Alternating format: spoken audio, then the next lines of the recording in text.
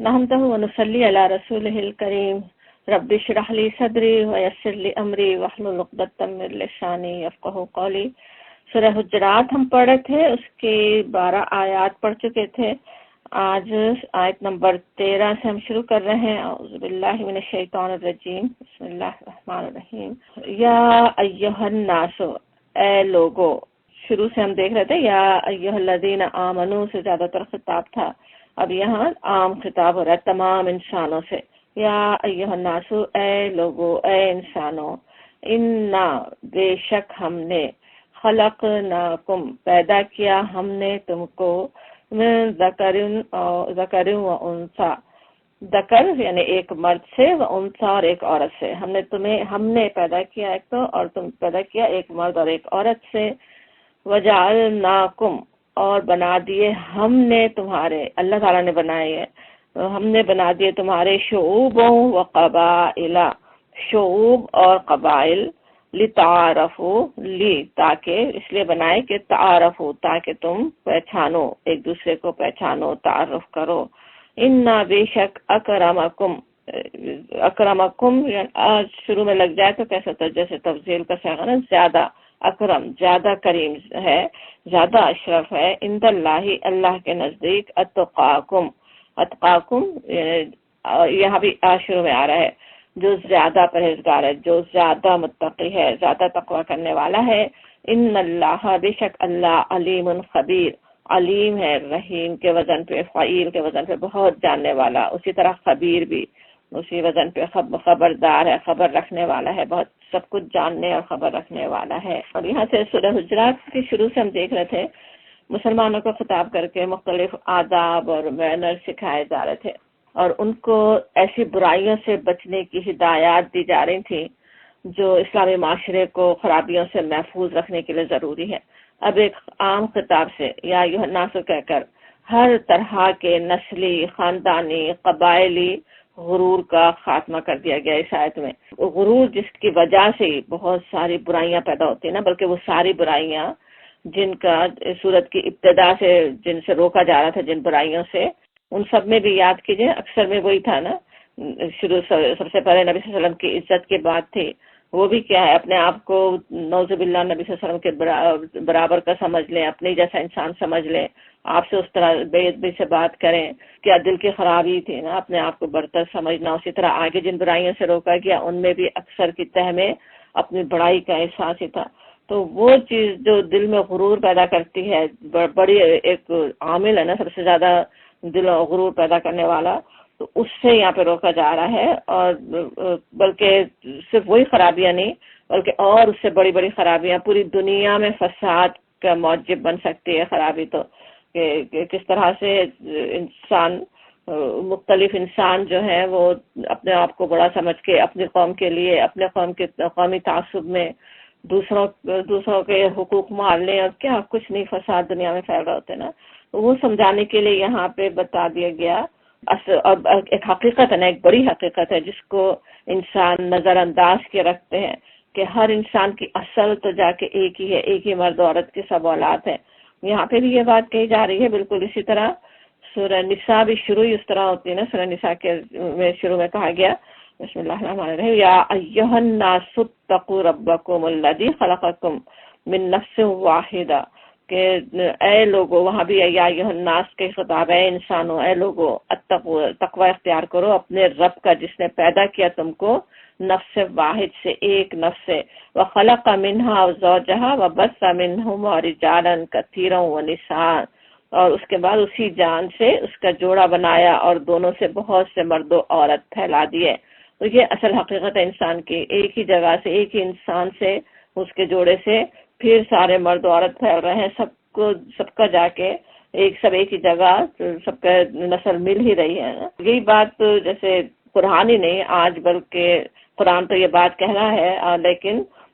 آج کے انسان بھی جو اللہ پر ایمان بھی نہیں رکھتے ہوں،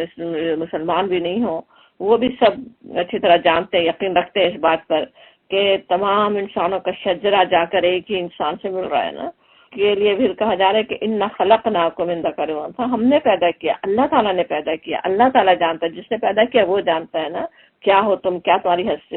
حیثیت ہے، کیا تمہاری اصل ہے، تم سب ایک ہی نسل سے ہو، اللہ تعالیٰ جانتا ہے۔ اور وہ پھر جو آج نظر آتے ہیں مختلف قبائل، مختلف قومیتیں، مختلف ریسز، وہ سب بھی ہم ہیں بنانے والے۔ وجعلناکم، اور بنایا ہم نے تم کو شعوبوں، شعوب کا جو لفظ ہے شین عین بے، شعاب ایسی چیز جو آگے جا کر کئی حصوں میں بٹ جائے اور اثر چیز سے تعلق بھی اس کا قائم رہے۔ تو اس طرح سمجھا جا سکتا ہے کہ یہاں پہ جس ریسز کو کہا جا رہا ہو، نسلیں، جیسے کوئی عرب ہے، کوئی چینی ہے، اور پھر کہا گیا وہ قبائل، اور قبیلے بنا دے، پھر اس کے آگے اور اس کا چھوٹا دائرہ، مختلف برادریاں، مختلف قبیلے اللہ تعالیٰ نے بنا دیے۔ اور وہ یہ سب ذاتیں، یہ سب پھیلانا وہ سب ہے کس لیے؟ لتعارفوا، تعارف کے لیے، پہچاننے کے لیے۔ اب لتعارفوا کہنا کس طرح ہے نا، سمجھ میں کیسے بات آتی ہے؟ تعارف، پہچاننا کس طرح ہوتا ہے؟ بالکل اسی طرح جیسے ہم ایک دوسرے کو اپنے نام سے پہچانتے ہیں نا، کہ کس کا نام کیا ہے، کوئی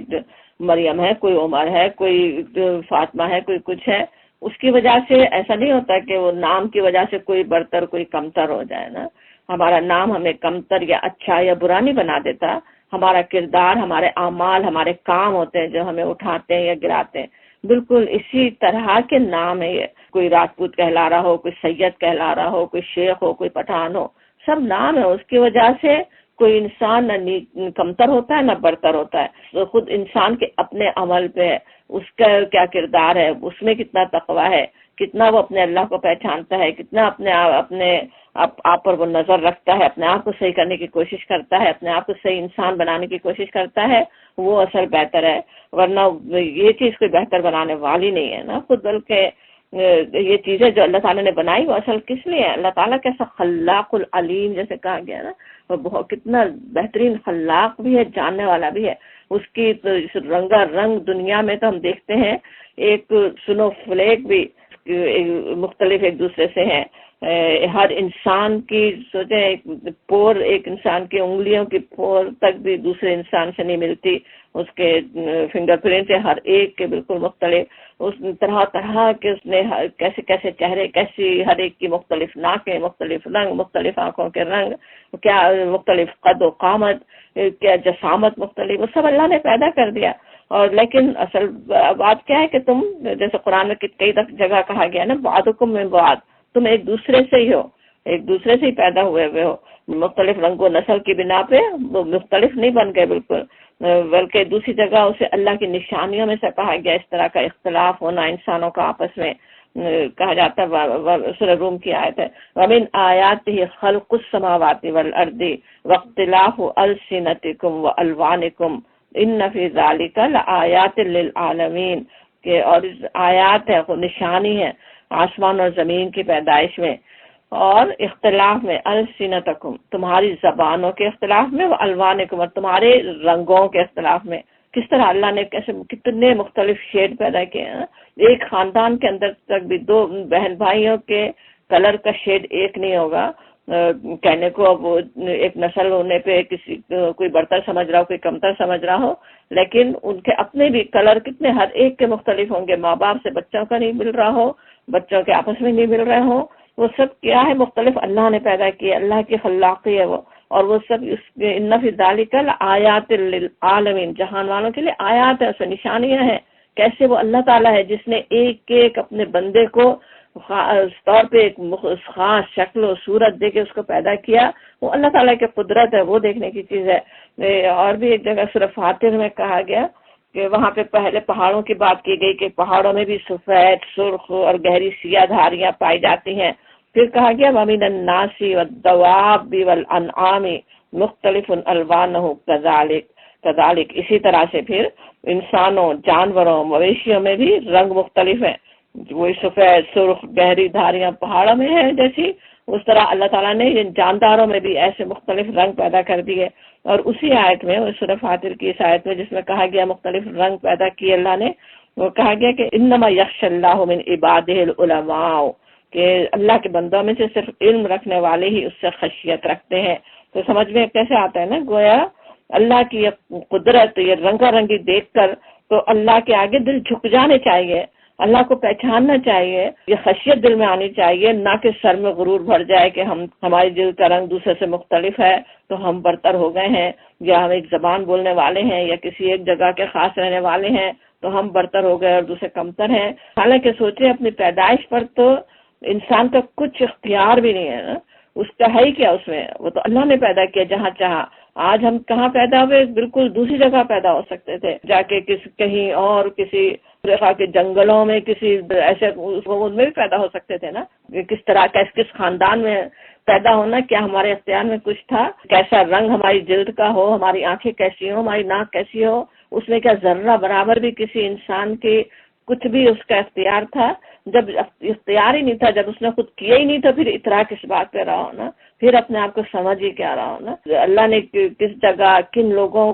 میں پیدا کر دیا، اس کی بنا پہ کیسی اونچ نیچ جو ہے انسان قائم کر دیتے ہیں نا، قائم کی بھی ہے لوگوں نے۔ اگرچہ آج کم از کم نظریے کی حد تک تو تھیوریٹیکلی تو سبھی انسان مانتے بھی ہیں کہ تمام انسان برابر ہیں، اگرچہ عملاً اس کے بہت ہی مختلف بہت کچھ دیکھا بھی جا سکتا ہے نا کہ کیا کچھ انسانوں کے ساتھ ہو رہا ہو، اس سے کلر کی بنا پر ہی مختلف رنگ ہے، اس کی بنا پہ کیسے کیسے مختلف برتاؤ ہو رہے ہوتے ہیں نا۔ جسٹس سسٹم ہی سوچے، کسی کے لیے ایک بالکل مختلف ہے، کسی کے لیے بالکل مختلف ہو، ایک کو ہمیشہ کرمنل ہی بنا دیا جائے، ایک کو ہمیشہ کرمنل نہ ہی سمجھا جائے۔ آج کے دور میں انڈیا میں اچھوتوں کا کیا حال ہو رہا ہو، ان کو انسانی نہ سمجھا جاتا ہو، انسانوں کی طرح رہنے نہ دیا جاتا ہو، خود مسلمانوں تک کے اندر بھی حسب و نسب کا غرور، دوسروں کی نیچی نگاہ سے دیکھنا، کسی کو کچھ لوگوں کو کمتر سمجھنا، ان کے ساتھ اٹھنے بیٹھنے کے لیے تیار نہ ہونا کس قدر عام بات ہے نا۔ لیکن قرآن نے جب یہ میسج دیا ہے، یہ جو آیت ہے اتنا بڑا ہمیں پیغام دے رہی ہے آیت، اس وقت تو ذرا سوچیں کس وقت میں قرآن نے یہ بات کہی ہے، دنیا کا کیا عالم تھا نا۔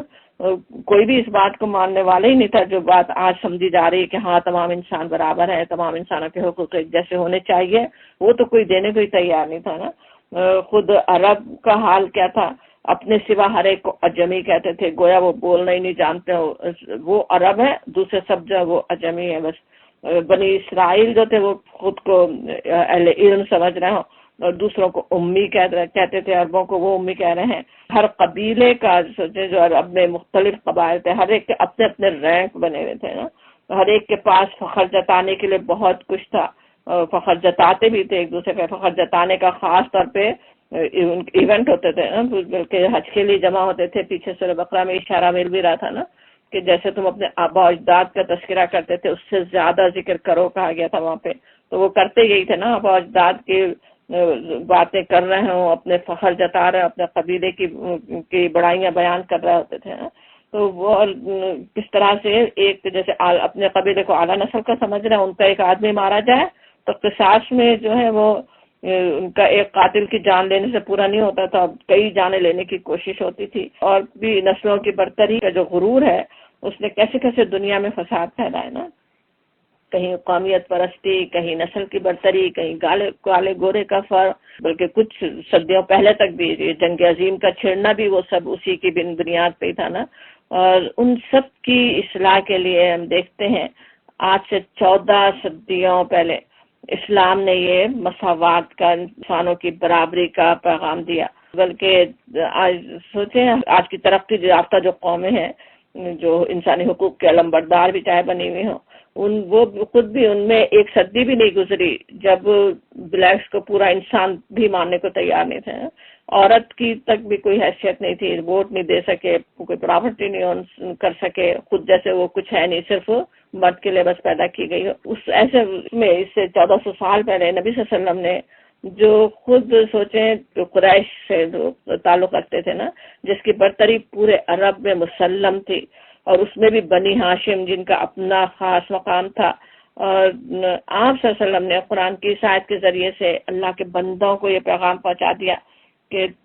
تم سب کی اصل ایک ہی ہے، ایک ہی مرد اور ایک ہی عورت سے تمہاری پوری نو وجود میں آئی ہے۔ آج تمہاری جتنی بھی نسلیں دنیا میں پائی جاتی ہیں وہ اسی ایک ابتدائی نسل کی شاخیں ہیں جو آدم اور حوا علیہ السلام سے شروع ہوئی تھی. ایک ہی اللہ تمہارا خالق ہے. ایسا نہیں ہے کہ مختلف انسانوں کو مختلف خداؤں نے پیدا کیا ہو. سب ایک ہی جیسے مادے سے انسان بنے ہوئے ہیں نا, ایک ہی طرح سے بنائے ہوئے, ایک ہی طرح سے ان کی پیدائش ہوئی. اور پھر نبی صلی اللہ علیہ وسلم نے اس کے علاوہ بھی بہت ہی وضاحت سے یہ بات مختلف مواقع پہ سمجھائی بھی نا, کس طرح سے تمام انسان ہیں, برابر ہی ہیں. جیسے فتح مکہ کے موقع پر آپ صلی اللہ علیہ وسلم نے طواف کعبہ کے بعد جب فتح مکہ فتح ہو گیا, پھر آپ نے کعبے کا طواف کیا, پھر آپ نے ایک چھوٹی سی تقریر فرمائی. اس کا روایت میں آتا ہے کہ جو آپ نے بات کہی وہاں پہ, الحمدللہ الذی, الحمدللہ اللہ کا شکر ہے اس اللہ کا جس نے اذھب عنکم عیبۃ الجاہلیہ, کہ جس نے دور کر دیا تم سے جاہلیت کا عیب دور کر دیا, وتکبرھا, اور اس کا تکبر دور کر دیا. وہ جاہلیت کی چیز ہے نا, اپنے آپ کو کچھ سمجھنا, تکبر کرنا. یا یہ الناس, اے لوگو, الناس رجلان, تمام انسان بس دو ہی حصوں میں تقسیم ہے, بر تقی کریم علی اللہ, ایک نیک جو اور پرہیزگار جو اللہ کی نگاہ میں عزت والا ہے, اور فاجر شقی حین علی اللہ, اور دوسرا فاجر اور شقی جو اللہ کی نگاہ میں ذلیل ہے. الناس کلہم بنو آدم, تمام انسان آدم کی اولاد ہیں. وخلق اللہ آدم من تراب, اور اللہ نے آدم کو مٹی سے پیدا کیا. کس طرح یہی جیسے آیت کی وضاحت اس میں ہو رہی ہے نا, نبی صلی اللہ علیہ وسلم نے اچھی طرح سمجھا دیا کہ کوئی وہ چیزیں جو تھی تکبر کی جو باتیں سمجھی جاتی تھی وہ سب جاہلیت کی باتیں ہیں. وہ اللہ نے, وہ تو عیب تھا ایک انسان کا جو اللہ نے دور کر دیا. سب انسان برابر ہیں. اسی طرح حجۃ الوداع کے موقع پہ بھی نبی صلی اللہ علیہ وسلم نے جو خطبہ آپ نے دیا اس میں بھی حجۃ الوداع کیسا ہے نا, جس میں نبی صلی اللہ علیہ وسلم جیسے اپنے جو قوم کو وصیت کر رہے ہیں, بالکل بہت ہی اہم باتیں اپنی امت کو پہنچانے کا اہتمام کیا تھا نا اس خطبے میں, جیسے اپنی امت کو وصیت فرما رہے ہوں. تو آپ نے فرمایا کہ اے لوگو, تمہارا رب بھی ایک ہی ہے اور تمہارا باپ بھی ایک ہی ہے, اور آدم مٹی سے بنے تھے, اور تم میں سے اللہ کے نزدیک سب سے باعزت وہ ہے جو سب سے زیادہ متقی ہے. اور کسی عربی کو کسی اجمی پر, کسی اجمی کو کسی عربی پر, کسی گورے کو کسی کالے پر, اور کسی کالے کو کسی گورے پر کوئی فضیلت نہیں. کس طرح صاف آپ نے اچھی طرح کھول کے بات سمجھا دی کہ کوئی فضیلت کی بات ہی نہیں ہے, کوئی ایک دوسرے سے بڑا ہے ہی نہیں اور کسی بھی طرح سے. اور کس طرح جیسے بالکل وصیت کی طرح سے آپ بات فرما رہے تھے نا, وہاں یہ بات کہنے کے بعد آپ پوچھتے ہیں الا هل بلغت, کیا میں نے پہنچا دی اپنی بات؟ لوگ کہتے ہیں قالوا, لوگوں نے کہا بلا یا رسول اللہ, کہ ہاں آپ نے پہنچا دی. تو قال فلیبلغ شاہد الغائب, تو چاہیے آپ نے فرمایا کہ تمہیں بس چاہیے کہ جو شاہد ہے جو یہاں موجود ہے وہ غائب تک بات پہنچا دے. تو کس طرح اس کے بعد بھی حالانکہ خطبے کے اور بھی چلتا ہے آگے, لیکن یہ بات فرمانے کے بعد پھر خاص طور پہ اس طرح پوچھنا, پھر نصیحت کرنا کہ پہنچا دو, یہ باتیں آگے پہنچا دی جائیں. کیسی تاکید اس میں نظر آ رہی ہے نا کہ یہ تعصب, یہ اپنے احساس برتری مسلمانوں میں ہو ہی نہ, یہ نظر آتی ہے نا نبی صلی اللہ علیہ وسلم کے خواہش کہ اس کو اس بات کو سمجھ لیں مسلمان. اور اسی موضوع پہ ویسے نبی صلی اللہ علیہ وسلم کے اور بھی ارشادات ہیں جو مختلف تفاسیر اور احادیث کے مجموعوں میں روایت ہوئے, وہ بھی دیکھ لیتے ہیں. جیسے مسلم کی اور ابن ماجہ کی حدیث ہے جس میں آپ نے فرمایا ان اللہ لا ينظر الى صورکم واموالکم ولکن ينظر الى قلوبکم واعمالکم, اللہ تمہاری صورتیں تمہارے مال نہیں دیکھتا بلکہ وہ تمہارے دلوں اور تمہارے اعمال کی طرف دیکھتا ہے. انسان کتنی کوشش کر رہا ہوتا نا اپنے آپ کی شخصیت بنانے کے لیے, صورت کو صحیح بنانا, مال حاصل کرنا, دنیا میں اسٹیٹس بنانا. اللہ کی نظر میں کچھ بھی اہمیت نہیں ہے اس کی. اللہ تعالیٰ تو کیا دیکھتا ہے, وہ دل کے اندر چھپی ہوئی وہ اعمال جو تو خود انسان کر رہا ہے اس کے اللہ تعالیٰ دیکھنے والا ہے. اس کا احساس نبی صلی اللہ علیہ وسلم نے حدیث میں دلایا. ایک اور حدیث ہے آپ کے آپ نے فرمایا, اس کے ابن جریر نے اس کو روایت کیا کہ اللہ قیامت کے روز تمہارا حسب نسب نہیں پوچھے گا. اللہ کے ہاں سب سے زیادہ عزت والا وہ ہے جو سب سے زیادہ پرہیزگار ہو. اس میں بالکل وہی بات جو اس آیت میں ہے ایک اور حدیث ہے، وہ بہت ہی غور سے سننے کی ہے. آپ نے فرمایا کہ تم سب آدم کی اولاد ہو اور آدم مٹی سے پیدا کیے گئے. لوگ اپنے آباء و اجداد پر فخر کرنا چھوڑ دیں ورنہ وہ اللہ کی نگاہ میں ایک حقیر کیڑے سے زیادہ ذلیل ہوں گے. یعنی اگر اپنے اوپر تکبر کیا، صرف حسب نسب پہ، اپنے آباء و اجداد پہ اگر فخر کیا، تو نبی صلی اللہ علیہ وسلم نے کیسی تنبیہ کی کہ اللہ کی نظر میں وہ حقیر کیڑے سے بھی زیادہ ذلیل ہوں گے. یعنی یہ تکبر جو ہے انسان کو جو ہے وہ بڑا خود ہے نہیں، کبریائی صرف اللہ کے لیے ہے. اب انسان کو جو بھی حاصل ہے وہ اللہ کے عطا کرنے سے حاصل ہے، اور اس پہ وہ ناحق اپنے آپ کو کبر کرے، اپنے آپ کو کوئی بڑا سمجھ رہا ہو، اتنا ہی اصل میں تو اپنے آپ کو چھوٹا کر رہا ہوتا نا. بڑا ہے نہیں اور اپنے آپ کو بڑا ثابت کرنے کی کوشش کرے، جیسے کوئی غبارہ ہوا سے پھول جائے، بس اس کے اندر کچھ بھی نہ ہو اور آسانی سے پھٹ بھی جائے نا. تو بالکل اس طرح سے وہ کیسی غلط چیز ہے سمجھائی نبی صلی اللہ علیہ وسلم نے اس حدیث کے ذریعے سے. اب یہ ہم دیکھتے ہیں کہ یہ جو سورہ حجرات جس میں ہم یہ پڑھ رہے ہیں آیت، وہ مدینے کے آخری دور کی ویسے تو صورت ہے نا، اور لیکن ہم پورے قرآن کے مطالعے کے دوران ہم دیکھتے بھی رہے ہیں کہ کس طرح قرآن کے احکامات بھی اور اس کے علاوہ نبی صلی اللہ علیہ وسلم کے طرز عمل، آپ کی سیرت میں اسلام کے ابتدائی دور سے، مکی دور سے ہم دیکھتے ہیں کہ انسانی مساوات کے نمونے اور اس کی ہدایات دیکھی جا سکتی ہیں نا. اس مکی صورتوں میں کس طرح پچھلی قوموں کے واقعات سنائے گئے، اس میں حضرت نوح علیہ السلام کا واقعہ خاص طور پہ بار بار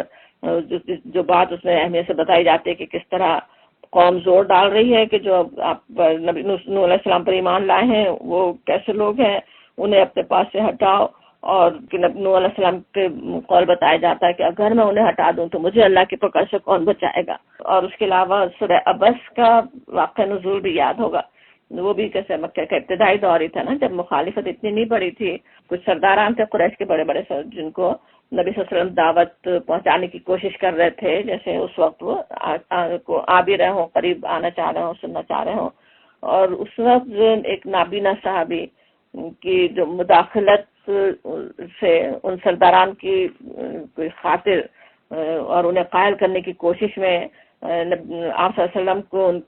ان کی مداخلت ناگوار ہوئی نا، تو کیسی سخت تنبیہ کر دی گئی سورہ عبس میں. اور پھر ہم دیکھتے ہیں کہ آپ صلی اللہ علیہ وسلم پر جیسے ایمان لانے والے جو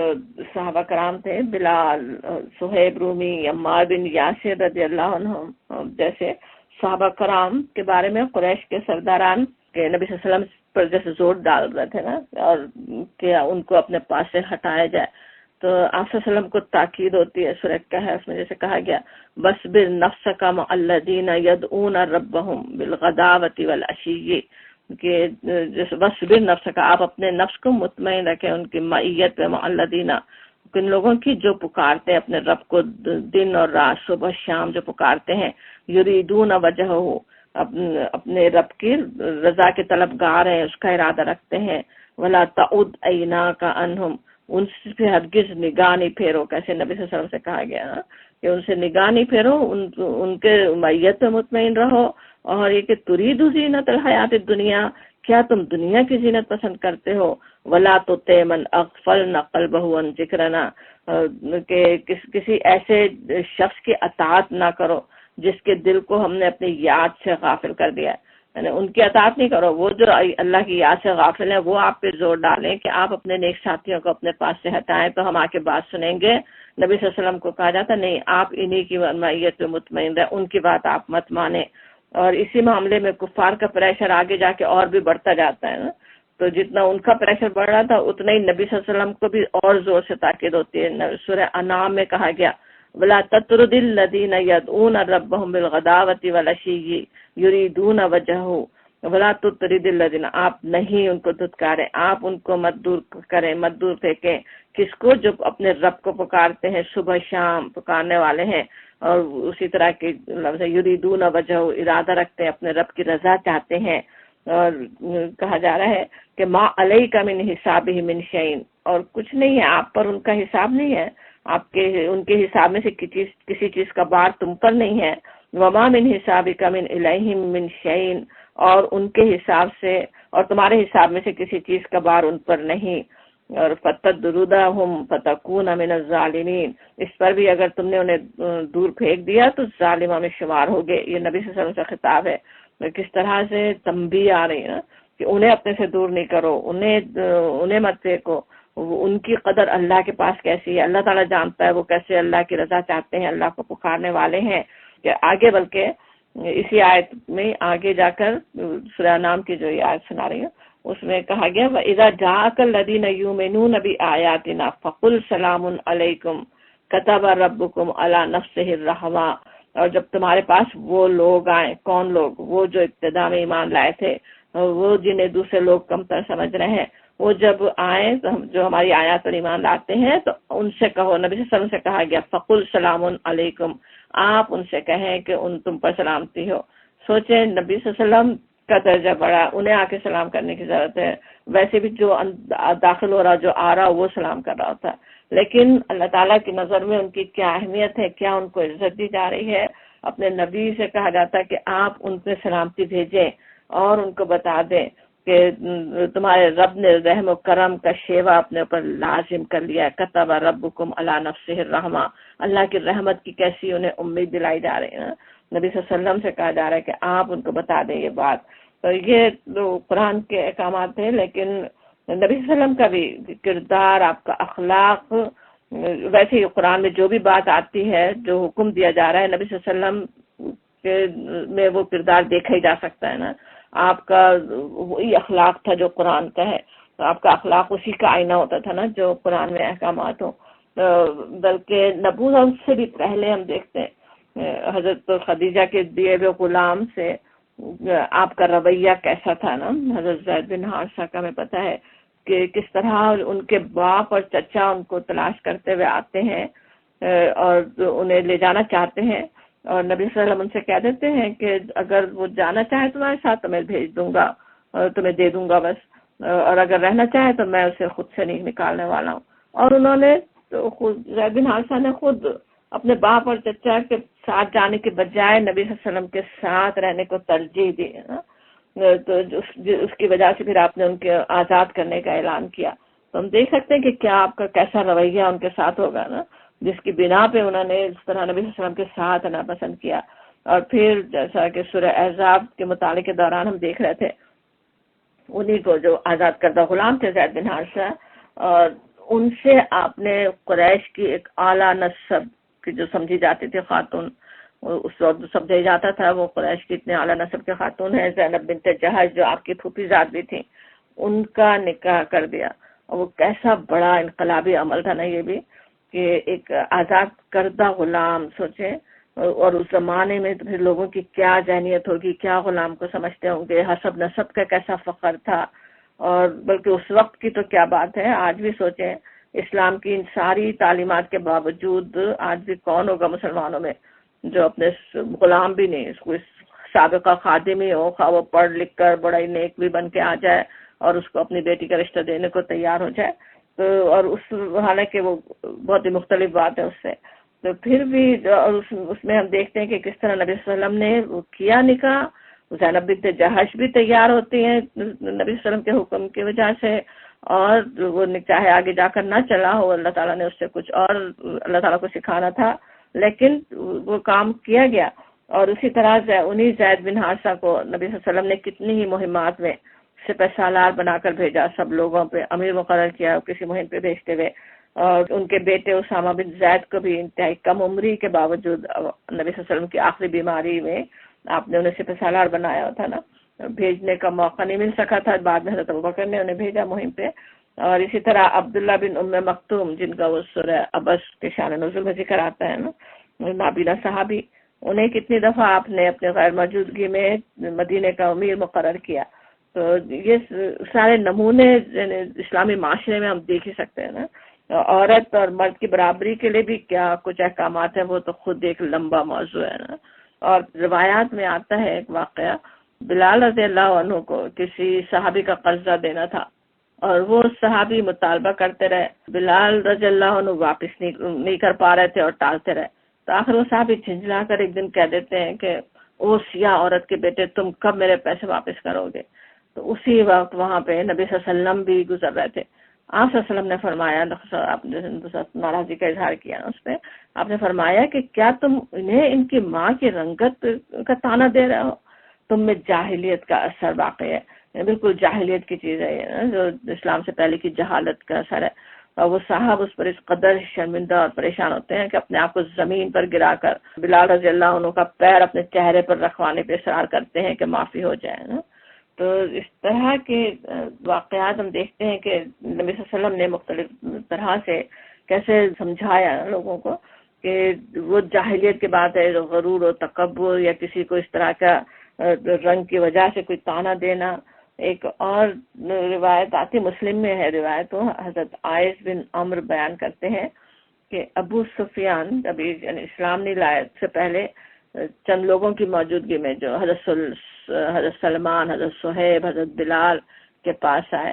تو انہوں نے کہا کہ خدا کی قسم ابھی تلواروں نے اللہ کے دشمن کی گردن کو پکڑے جانے کی جگہ سے نہیں پکڑا، جس طرح وہ ابو سفیان کو کچھ کہہ رہے ہوں کہ تم پہ ابھی تلوار نہیں لگی۔ تو اس پر حضرت ابو بکر نے انہیں فرمایا کہ کیا تم لوگ قریش کے بوڑھے شخص کو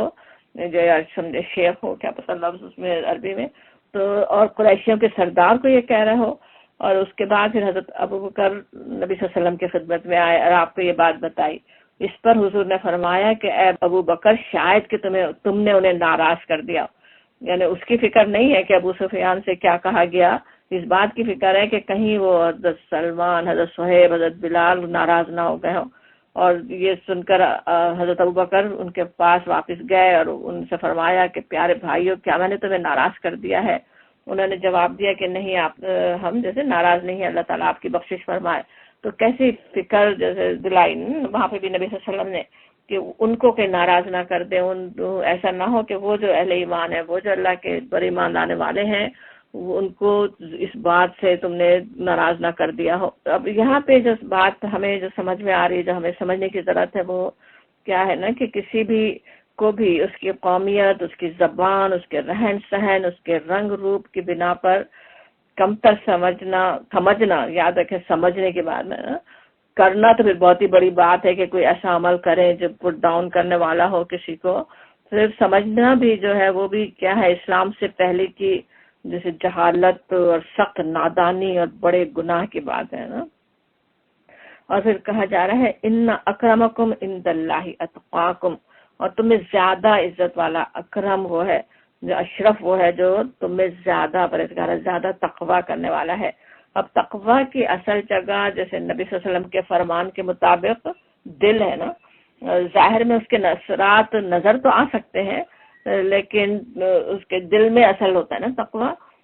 اور اگر سوچیں صرف ظاہری اعمال ہو، اگر دل میں اللہ کی ناراضی سے بچنے کی فکر نہیں ہو تو ظاہری افعال ہمارے اعمال کچھ بھی نہیں نا۔ اور دل کا تقوی پھر اللہ تعالیٰ ہی جان سکتا ہے نا، اور کون جان سکتا ہے کہ کس کے دل میں کتنا تقوی ہے۔ دو لوگ بالکل ایک جیسے کام کر سکتے ہیں نا، ایک جیسی چیریٹی دے رہے ہیں، ایک جیسے کام کر رہے ہیں، لیکن کس کے دل میں کتنا تقوی ہے، کون خالصتاً اللہ کے لیے کر رہا ہے، کون نہیں کر رہا ہے، وہ تو صرف اللہ ہی جاننے والا ہے نا۔ تو اسی لیے اللہ کی صفات بھی آ رہی ہیں کہ ان اللہ علیم خبیر، بے شک اللہ تعالیٰ بہت جاننے والا اور خبر رکھنے والا ہے۔ ہم میں سے ہر ایک کو فکر ہونے کی ضرورت ہے نا، اکرم اشرف بنانے کی۔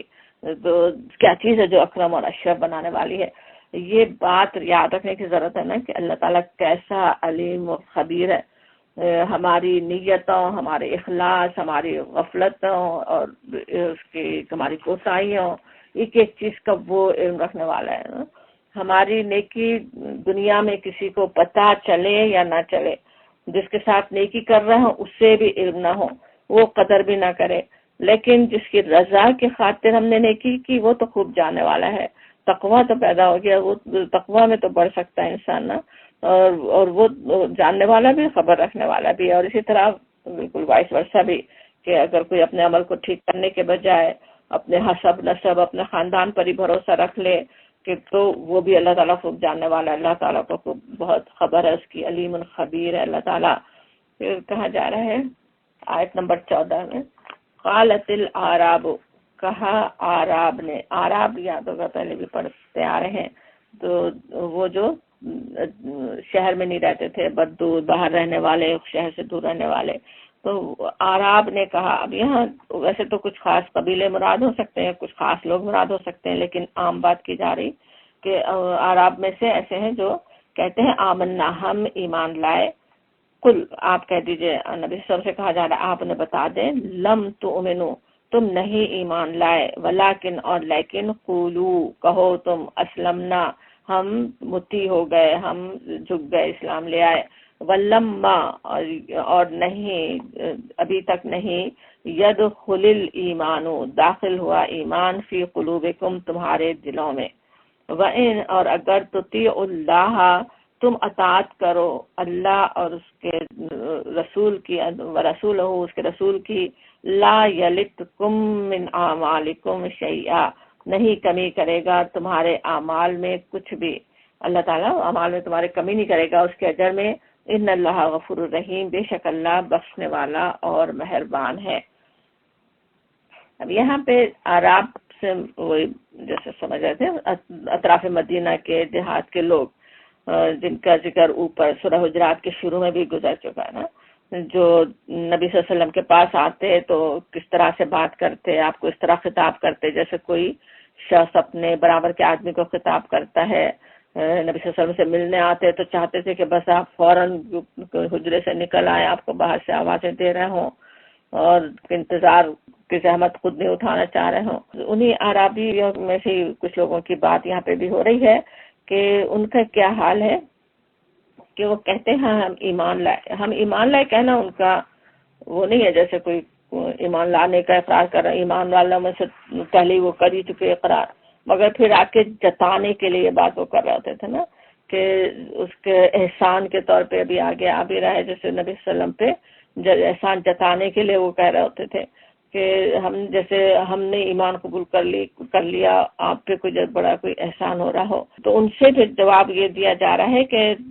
قل لم تؤمنوا، کہہ دو کہ تم نے ایمان لایا، بلکہ تم کہو اسلمنا۔ اب یہاں پہ تھوڑی غلط فہمی اس کو پڑھ کے ہو سکتی کہ ایمان اور اسلام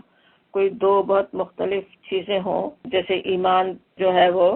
کوئی دل سے ایمان لانا ہے اور اسلام کوئی بس ظاہری اسلام، بات وہ نہیں ہے، بلکہ ہمیں پتہ ہے کہ اس ایمان اور اسلام پورے قرآن میں ہم دیکھتے آ رہے ہیں، ایک دوسرے کے بالکل آلٹرنیٹ کے طور پہ بھی کئی جگہ آتے ہیں نا۔ اور ایمان اگر صرف دل میں ہی ہو تو اور اطاعت نہیں ہو تو اس کی مثال ایسی جیسے کوئی زمین میں بیج ڈال دیا گیا ہو، اس کو کوئی پودا ہی نہ نکلے۔ اور اسی طرح ایمان کے بغیر جو ظاہری نیکی ہو، اندر ایمان نہیں ہے، اوپر سے کچھ کام نیکی جیسے ہونے ہو تو وہ تو جیسے کوئی جھاڑ جھنکار ہو اور ذرا سی زور کی ہوا سے وہ اکھڑ جائے، کچھ بھی فائدہ انسان کو نہ پہنچائے۔ تو یہاں پہ اصل میں تو جب اسی طرح کے اسلام کی اصل میں بات ہو رہی ہے کہ مختلف طرح سے اسلام کے سمجھے لفظ استعمال ہوتا ہے نا، کہیں تو بالکل ایمان اور اسلام کے مجموعے کے لیے بھی ہو سکتا، کہیں سے ایمان کی بات کہہ کے پورے ایمان اور سچے اسلام کی بھی بات آتی ہے، اور کہیں صرف اسلام کہہ کے بھی سچے اسلام کی بات آتی ہے۔ پہلے سے پارے کے آخر میں حضرت ابراہیم علیہ السلام سے جیسے کہا گیا نا، اللہ تعالیٰ نے فرمایا اسلم، جھک جا، اس نے کہا قال اسلمت لرب العالمین، میں جھک گیا اپنے رب العالمین کے لیے۔ تو کیسے وہ جیسے سچے اسلام کی بات ہو رہی ہے نا، لیکن یہاں پہ بات ظاہری اطاعت کے معنوں میں ہے کہ وہ اصل میں قبیلے جو تھے آس پاس کے، اب یہ سورہ حجرات جس وقت نازل ہوئی یاد ہوگا نا، فتح ایک طرح سے ہو چکی ہے، مسلمان زور پکڑ چکے ہیں، اب سب آس پاس کے چھوٹے چھوٹے سارے قبائل کو بھی سمجھ میں آ رہا ہے کہ آگے مستقبل ان کے ساتھ ان کی اطاعت میں آنے میں ہی ہے۔ تو چاہے وہ اسلام کو انہوں نے سمجھا نہیں ہو، دل میں ایمان نہیں ہو، لیکن آ کے متی ہو گئے، آ کے انہوں نے اسلام لانے کا جیسے اظہار کر دیا نبی صلی اللہ علیہ وسلم سے، لیکن دلوں میں بھی ایمان سے ٹھیک سے جاگزی ہوا نہیں تھا نا۔ تو ان کو یہاں پہ سمجھایا جا رہا ہے، ان کو بتایا جا رہا ہے کہ وہ تم کہو کہ بس مسلمان میں شامل ہو گئے ہو، تم مسلمان قوم میں شامل ہو گئے ہو، لیکن اسلام کے اقتدار کے سامنے تم نے سر تو جھکا دیا ہے، اسلام کے جیسے سیاسی طاقت حاصل ہو گئی تو اب مروب ہو گئے اور مان لیا، لیکن ابھی جیسے تمہارے دلوں میں اسلام نہیں آیا، وَلَمَّا يَدْخُلِ الْإِيمَانُ فِي قُلُوبِكُمْ، تمہارے دلوں کے اندر وہ ایمان نہیں ہے جیسا کہ ہونا چاہیے۔ سلمان بنانے کے لیے یہ بات جیسے کافی نہیں ہوتی نا کہ ایک خاص طرح کے نام ایک خاص طرح کے جیسے بول چال انسان اختیار کر رہا ہو، خاص طرح کے لباس ہوں، کھانے پینے ہوں، بلکہ اصل چیز کیا ہے؟ دل میں ایمان ہونے کی ضرورت ہے نا. اپنے اللہ کو رب ماننے پر دل راضی ہو، اللہ کے رسول کی رسالت پر دل مطمئن ہو، اللہ کی کتاب کا زندگی میں وہی مقام ہو جیسا کہ اللہ رب العالمین کے پیغام کا ہونا چاہیے، اور پھر اس کے ساتھ اللہ اور اس کے رسول کی اطاعت ہو، تو پھر وہ اصل ایمان ہے، پھر اس کا اجر ہے. اسی کے لیے کہا جاتا ہے وَإِن تُطِيعُوا اللَّهَ، اور اگر تم اطاعت کرو رسول اور اس کے رسول کی، لا یلدکم من اعمالکم شیئا، پھر کوئی کمی اللہ تعالیٰ نہیں کرے گا تمہارے اعمال میں. یہ اصل طریقہ ہے. صرف زبان سے بولنے سے، کہنے سے مسلمان نہیں ہو گئے، سیاسی طور پہ مسلمانوں کے داخل ہو جانے سے تو مسلمان نہیں ہو گئے، مومن نہیں ہو گئے، بلکہ اطاعت کرنے کی ضرورت ہے. ہر معاملے میں پورے دن اسلام میں پورے داخل ہونے کی ضرورت ہے، اس کے پوری طرح سے اطاعت کرنے کی ضرورت ہے. اور تم نے اگر یہ کیا تو کیا ہے؟ لا یلدکم من اعمالکم شیئا. یہ یلدکم کا جو لفظ ہے التا علیہ السلام تھے، جس کے معنی ہوتے کسی کے حق میں کچھ گھٹانا، کام کا پورا بدلہ نہیں دینا یا دیر سے دینا. تو تم کیسی ترغیب بھی دلائی جا رہی نا، اطاعت کرو، پورا بدلہ فوری ملنے والا ہے، کچھ کمی نہیں ہونی ہے، کچھ دیر نہیں ہونی ہے. صحیح معنوں میں ایمان لاؤ، بدلہ بھی اس کا بہترین ملنے والا ہے. ان اللہ غفور الرحیم. اور زیادہ ترغیب دلائی جاتی کہ اللہ تعالیٰ بخشنے والا اور مہربان ہے. اب تک غلطی بھی کرتے رہے ہو، ابھی تک نہیں سمجھے ہو، ابھی تک پوری طرح اگر ایمان نہیں دلا ہے، ابھی بھی پلٹو، ابھی بھی آؤ، ابھی بھی پوری طرح اسلام میں داخل ہو جاؤ. اللہ تعالیٰ کو بخشنے والا مہربان پاؤ گے. اپنے اصلاح کرو، یہ سب کچھ تم حاصل کر سکتے ہو. اللہ تعالیٰ بہترین طریقے سے اعمال کو قبول کرنے والا ہے، اعمال کا بدلہ عطا فرمانے والا ہے. پھر کہا جاتا ہے انما المؤمنون، انما کہتے کیسے ہوتا ہے؟ سوائے اس کے نہیں، صرف یہ کہ مومن کون ہے. اب خود بتایا جا رہا ہے کہ اصل ایمان لانے والے کیسے ہوتے ہیں، مومنین کیسے ہوتے ہیں، ان کا کیا طریقہ ہوتا ہے. الذین، وہ لوگ جو آمنوا باللہ و رسولہ، جو اللہ پر ایمان لائے اور اس کے رسول پر، ثم لم یرتابوا، پھر وہ شک میں نہیں پڑے، وجاہدوا باموالہم وانفسہم، اور انہوں نے جہاد کیا اپنے اموال اور اپنی جانوں سے، فی سبیل اللہ، اللہ کی راہ میں. اولئک هم الصادقون، یہی لوگ سچے، وہی صادق ہیں، وہ سچ بولنے والے ہیں. اب یہاں بتایا جا رہا ہے کہ کس طرح صرف ایمان کا دعویٰ مومن نہیں بنا دیتا، بلکہ حقیقی مومن کون ہے، اللہ کے نزدیک کون ہے؟ جو صدق دل سے اللہ اور اس کے رسول پر ایمان لائیں، پھر کسی شک میں نہیں پڑے، کسی تذبذب میں نہیں رہے کہ یہ کیا یہ کریں نہ کریں، اس بات میں اطاعت کریں، اس بات یا نہیں کریں، دنیا کو خوش کتنا کریں، اللہ کو خوش کرنے کے لیے کیا کوشش ہو. یرتابو والی جو کیفیت ہے نا، کیسے شک اور پوری طرح یقین نہیں ہو کہ بس اطاعت، اللہ کی اطاعت کر بھلائی ہے ہر معاملے میں، بہرحال خواہ کچھ ہو رہا مجھے اللہ کی اطاعت پر قائم رہنا ہے. وہ ایک اصل صادقون ہوتے ہیں نا، وہ سچے لوگ ہوتے ہیں. اس کے مقابلے میں اس طرح کا الجھن ہو، صحیح سے پتہ نہیں ہو کیا کروں کیا نہ کروں، یہ اتنا کروں یا اتنا نہ کروں، وہ جو انسان دیکھ رہا ہو ڈاما ڈول ہو رہا ہے اسلام اور غیر اسلام کے بیچ میں، جو اس طرح سے ایمان لائے اور پھر کر کے بھی دکھائے. اپنے سوچے مال خرچ کرنا، اپنی جان لگانا انسان اسی وقت کر سکتا ہے نا جب پورا یقین ہو، اسے پتا ہو کہ یہ کاج صحیح ہے، اسلام کے لیے جان لڑانے کو خود تیار ہو، پتا ہو کہ یہی راستہ صحیح راستہ، یہی صراط مستقیم ہے. اس پہ اس کو بھی مشکل نہیں لگتا نا. جب دل میں ہی شک ہو، سچا اسلام ہی نہیں ہے، دنیا کی محبت دل میں بسی ہوئی ہے، تو پھر انسان اس کے اسلام سے بھی اپنے مال اور اپنی جان کو بچانا چاہے، اس میں اپنا وقت، اپنا مال اپنا خرچ کرنا نہ چاہے. تو یہاں پہ کہا جا رہا ہے کہ وہ صادقون کون ہوتے ہیں؟ جو اس طرح سے اپنے اموال اور اپنے نفسوں کے ساتھ اللہ کی راہ میں جہاد کرنے والے تھے. جہاد یہاں پہ ظاہر ہے سب کو جہاد کی تو ضرورت نہیں ہوتی نا، اپنے اصل معنوں میں ہے جہاد. تو کوشش کرنے والے ہوں، جدوجہد کرنے والے ہوں، اس کا جہاد کا بھی موقع ہے، اس کے لیے بلایا جائے، اس کے لیے بھی تیار ہوں، اور اپنی جان اپنے مال ویسے بھی خرچ کرنے والے ہوں اسلام کے راستے میں. تو ان کے لیے بھی کہا جا رہا ہے کہ اولئک هم الصادقون. الصادقون کس طرح ہے نا کہ جو بات انہوں نے زبان سے کہی تھی، جو اشہد اللہ الہ الا اللہ زبان سے کہا تھا، جو کلمہ پڑھا تھا، اسے اپنے عمل سے انہوں نے سچ کر دکھایا، وہ ہوتے ہیں صادقون. نہ یہ کہ پتہ ہی نہیں کہ کیا کلمہ پڑھا ہے، اس کے تقاضا کیا ہے کلمے کا، کہ زندگیاں جیسی اسلام سے پہلے تھی ویسے ہی سب کچھ ہو، اور بس چاہیں کہ صرف کلمہ پڑھنے سے جنت وہاں پہ لکھ دی جائے، وہ بات نہیں ہے نا، عمل سے سچ کر دکھانا ہوتا ہے. تو وہ لوگ ہیں جو الصادقون ہیں، اولئک هم الصادقون. صادقون کی وجہ سے پیچھے بھی سورہ بقرہ کی بھی جو آیتیں بھی یاد ہوگی جو ہم پڑھتے رہیں، کہ وہاں پہ پوری تفصیل آتی ہے نا کیا کیا کرنے والے ہوتے ہیں، کس طرح ایمان کی بھی وہاں پہ پوری بات آ جاتی ہے، کس کس پر ایمان لانے والے،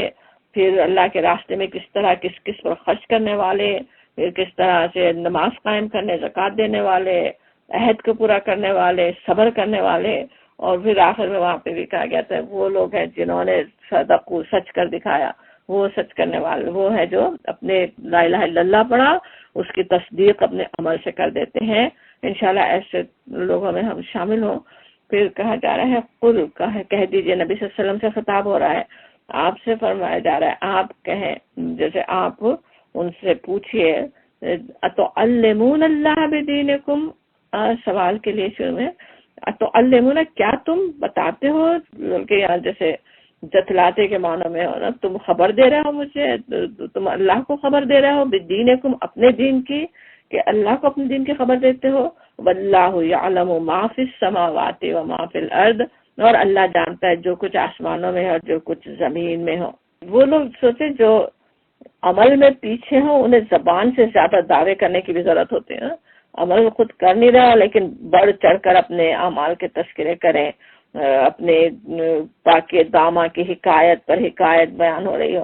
تو حالانکہ ایک سچا مومن جو بھی کرتا ہے وہ اپنے رب کے لیے کرتا ہے، اپنے رب کی رضا کے لیے کرتا ہے. اور اللہ تعالیٰ تو یعلم ما فی السماوات و ما فی الارض، وہ سب کچھ جاننے والا ہے. اس کے بعد بھی پھر اور آتا واللہ بکل شیء علیم، اور اللہ ہر شے کا علم رکھتا ہے، سب کچھ وہ جاننے والا ہے. تمہارے دین کا اس کو پتہ ہے، کتنے پانی میں ہو تم، دین کی تمہاری کیا حالت ہے، تمہارے ایمان کی کیا کیفیت ہے، تم کس مقصد سے اس ایمان لائے ہو اور کیا کر رہے ہو، سب کچھ اللہ کو پتہ ہے. اللہ تعالیٰ فرما رہے ہیں نا یہاں پہ بات ویسے تو ان کی ہو رہی ہے، یہ آیات جب اتری ہے ان بدوں کی چاہے بات ہو رہی ہو، لیکن عام طور پہ سب کے لیے بھی جیسے بات ہو رہی ہو نا، ہر مومن کے لیے، جو ہر مسلمان جو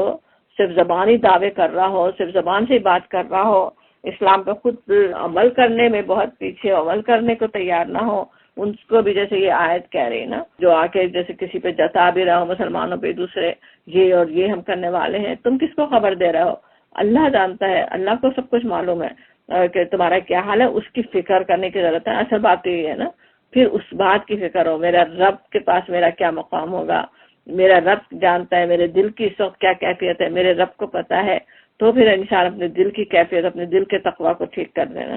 اور پھر کہا جا رہا ہے یمنون علیکا، یمنون مننا احسان جتانا ہوتا ہے نا، یمنون وہ احسان رکھتے ہیں علیکا آپ پر، نبی صلی اللہ علیہ وسلم پہ احسان جتاتے تھے نا، ان اسلموا کہ وہ مسلمان ہو گئے. کئی طرح سے احسان جتاتے تھے نا، کہ مختلف قبائل کا آتا بھی آ کے وہ انہوں نے بات کہی بھی نبی صلی اللہ علیہ وسلم سے کہ ہم نے تو بغیر لڑائی جھگڑے کے، ہم نے بغیر تلوار کے ہم اسلام لے آئے، خود سے آپ کی اطاعت قبول کر لی ہے. تب جیسے ان کے مسلمان ہونے کا احسان نبی صلی اللہ علیہ وسلم مانے، وہ ان کے چھپی ہوئی بات تھی نا دل کی، وہ اللہ تعالیٰ یہاں پہ فرما رہے ہیں کہ تم احسان رکھ رہے ہو. قل کہہ دو لا تمنوا علی اسلامکم، نہیں بلکہ تم احسان مت رکھو، تم احسان مت جتاؤ علیہ میرے اوپر، اسلامکم اپنے مسلمان ہونے کا، اپنے اسلام کا، بل اللہ بلکہ اللہ یمن علیکم احسان رکھتا ہے تم پر، اللہ تعالیٰ کا یہ تم پہ احسان ہے، ان ہداکم کہ اس نے ہدایت دی تم کو، للایمان ایمان کی تمہیں ہدایت دی، کنتم اگر ہو تم صادقین اگر تم سچے ہو، یعنی اگر اپنے ایمان اور اسلام میں اگر سچے ہو تو تمہیں تو خود احسان ماننے کی ضرورت ہے نا. ایک مومن تو ظاہر ہے کتنا اللہ کا اس کو شکر گزار ہونے کی ضرورت ہے، اس نے ایمان کی توفیق دی، اس نے اسلام کی توفیق دی. ان اللہ یعلم غیب السماوات والارض، بے شک اللہ جانتا ہے جو کچھ آسمانوں، غیب آسمانوں والارض اور زمین کا، واللہ بصیر بما تعملون، اور اللہ تعالیٰ بصیر ہے، دیکھتا ہے جو کچھ تم عمل کرتے ہو. اب یہاں پہ اس طرح بتایا جا رہا ہے کہ نبی صلی اللہ علیہ وسلم سے خطاب کر کے کہا جا رہا ہے نا کہ آپ ان نادانوں سے پوچھئے کیا تم اللہ کو اپنے دین کی اطلاع دے رہے ہو، حالانکہ اللہ تعالیٰ سب آسمان اور زمین کے جاننے والا، اوپر نیچے اندر باہر کی ہر چیز کو وہ جانتا ہے. کوئی چیز کوئی عمل اس سے چھپا ہوا نہیں ہے، کتنا کیا کس کے دل میں ایمان ہے وہی جاننے والا ہے۔ اب ایمان کا حالانکہ اظہار کرنا ویسے ہمیں پتہ ہے کوئی بری چیز نہیں ہے نا،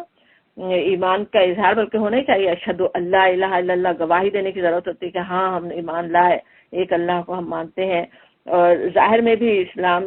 کے یعنی پابندی ظاہری افعال سے بھی کرنی ہی ہوتی ہے نا، لیکن یہاں اصل میں ان لوگوں کو ٹوکا جا رہا نا جو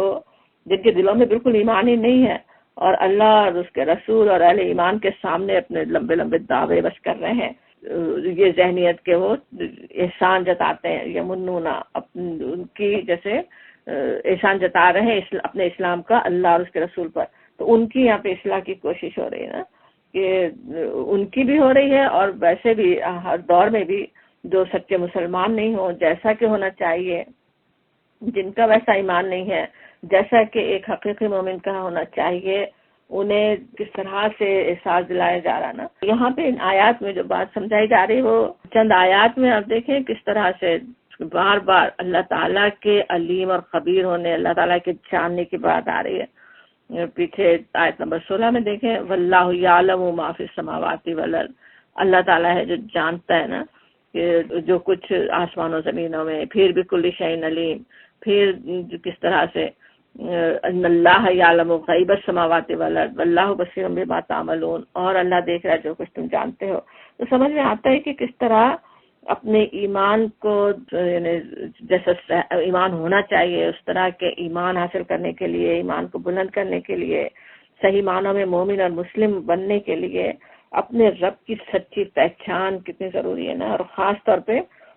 اللہ تعالیٰ کی یہ صفات کہ کیسا وہ جاننے والا، کیسا وہ خبر رکھنے والا ہے نا، کس طرح انسان جیسے کوشش کر رہا ہوتا ہے نا، خصوصاً ایسے انسان دوسروں پہ اپنے نیکیاں جتا رہے ہوں، گویا وہ پوری طرح ایسے یقینی نہیں ہے، انہیں یہ نہیں پتا کہ اللہ تعالیٰ کو تو معلوم ہے جس کے لیے میں نے نیکی کی وہ تو پوری طرح جانتا ہے، اس پہ ہی ان کا دل مطمئن نہیں ہے، دوسروں کو بد فکر میں ہے کہ اعلانات کریں اپنے نیکیوں کے، تو انہیں بار بار سمجھایا جاتا ہے کہ اللہ تو جاننے والا ہے، اللہ غیب کا جاننے والا ہے، اور